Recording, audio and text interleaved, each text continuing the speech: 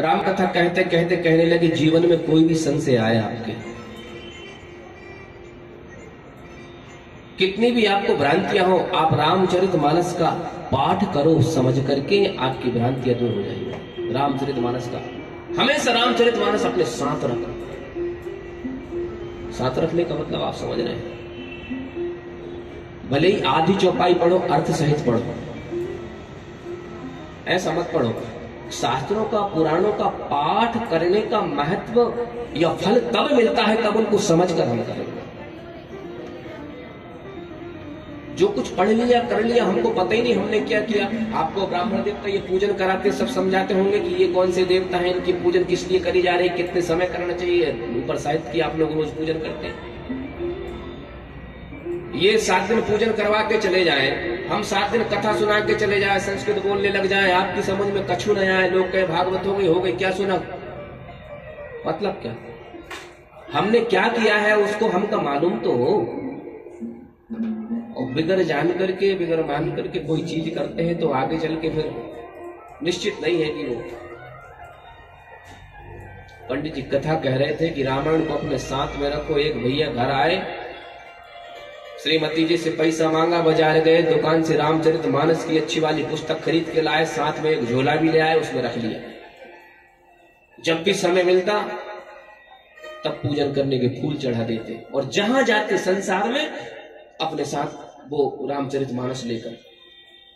हमारे क्षेत्र के रहने वाले थे, एक बार आपके कुंभ, हाँ नगरी ये नासिक जी में कुंभ लगा, हम भी उस कुंभ को आ रहे थे, वो भी उस कुंभ को आ रहे थे, दोनों को ट्रेन से आना था। अब कुंभ के समय ट्रेन में बहुत भीड़ रहती है, तो सज्जन की श्रीमती जी साथ में थी, तो थैला वेला तो होना ही चाहिए।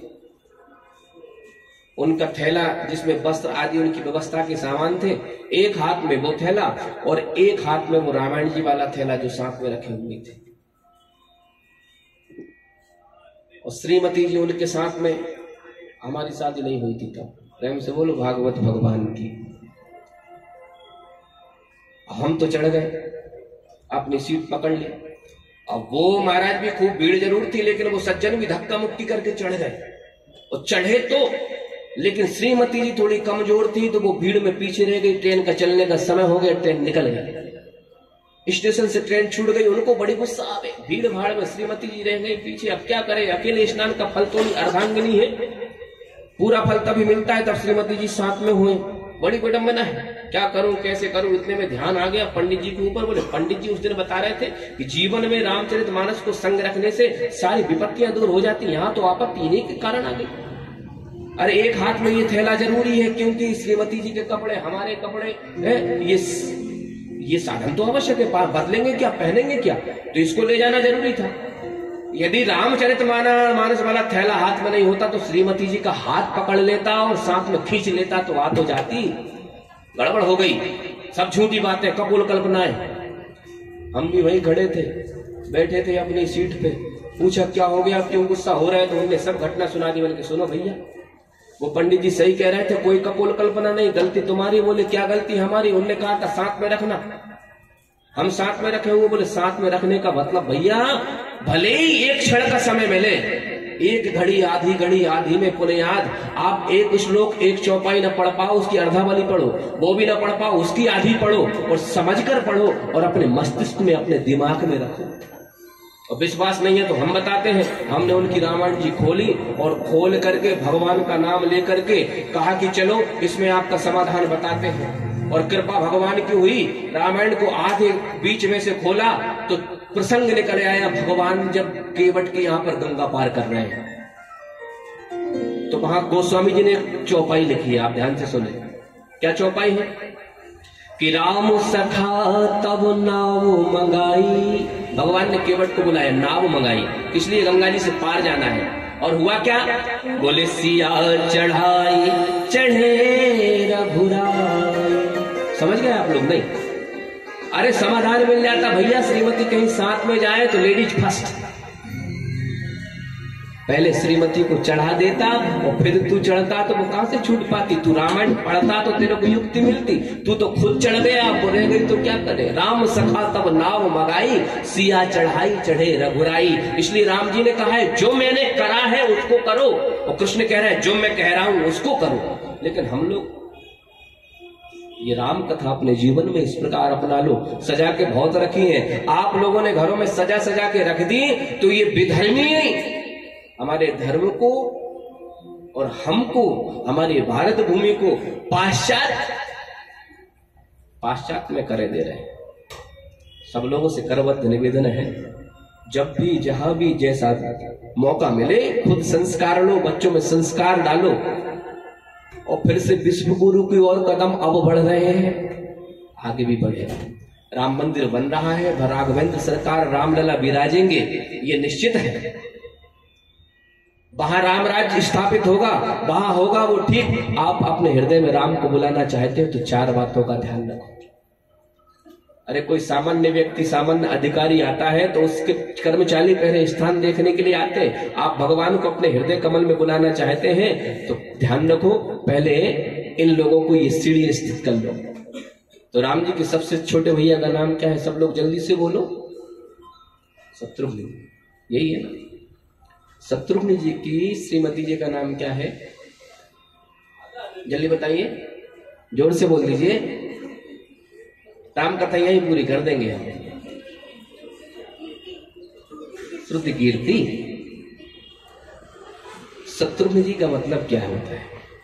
केवल एक राक्षस लवणासुर है जिससे युद्ध किया है, बाकी राम लक्ष्मण जी ने जितने युद्ध किए हैं उतने शत्रुघ्न जी ने किया। शत्रुघ्न जी का मतलब होता है शत्रु जिसका नाम लेने से, जाके सुमरण तेरे पुनासा, नाम शत्रुघ्न वेद प्रकाशा। जिसका नाम लेने से शत्रुओं का नाश हो जाए वो शत्रुघ्न है। इनने खुद ने युद्ध नहीं किया तो गोस्वामी जवाब दे रहे हैं राम और लक्ष्मण ने तो बाहर के रावण कुंभकर्ण को मारा है। ये अंदर के शत्रु जो है ना, वास्तविक व्यक्ति के काम क्रोध लोभ मोह मद मात्सर्य, ये अपने हृदय में आ जाएंगे तो अंदर के शत्रु खत्म हो जाएंगे। तो पहली सीढ़ी, दूसरी सीढ़ी लक्ष्मण। लक्ष्मण का मतलब आप जानते हैं, जिसका लक्ष्य केवल राम के चरण, वो लक्ष्मण है।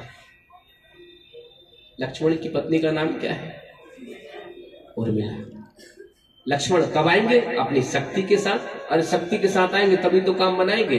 उर्मिला, उर्मिला का सीधा सा मतलब है उर यानी हृदय, मिला यानी भगवान से मिलने की उत्कंठा जागृत हो जाए। लक्ष्मण जी आ गए। फिर भरत।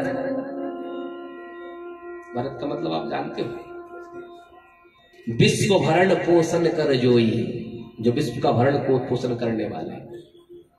भरत जी का नाम लिया है तो एक चौपाई आई है। सज्जनों माताओं बहनों, भरत चरित कर नेम, तुलसी जे सादर सुनहि। जो भरत जी का चरित्र सुनते हैं उनके जीवन में 2 चीज अवश्य आ जाती है। क्या? भरत चरित कर नेम, तुलसी जे सादर सुनहि, सी राम पद प्रेम, अवश्य होई भव रत विरति। 2 काम होते हैं। बोले भगवान सीता राम जी के चरणों में उनका प्रेम तो अवश्य होता है। ये भव रत विरति, भव सागर से भी विरति हो जाती है। इनकी शक्ति का नाम बताइए।